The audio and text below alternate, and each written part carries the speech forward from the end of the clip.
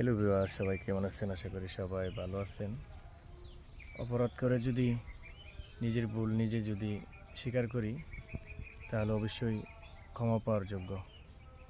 আর অপরাধ করেও যদি নিজের অপরাধ নিজে স্বীকার না করি, তাহলে কি আসলে ক্ষমা পাওয়ার যোগ্য?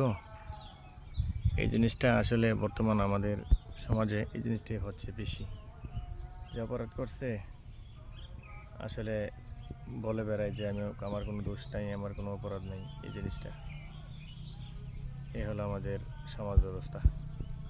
এরকম মন মানসিকতা নাই যে আসলে আমি অপরাধ করছি, যে আমার দোষটা আমি স্বীকার করি, স্বীকার করে ক্ষমা চেয়ে নিই। তাহলে তো সৌন্দর্য, ক্ষমাই তো মহৎ গুণ। এই জিনিসটা আমরা কেউ বুঝি না, বা এই জিনিসটা আমরা করতে চাই না। শরমে শরমে এবং বিভিন্ন কারণে এই জিনিসটা করে থাকি না, যে ছোটো হয়ে যাব ইত্যাদি ইত্যাদি। এই জন্য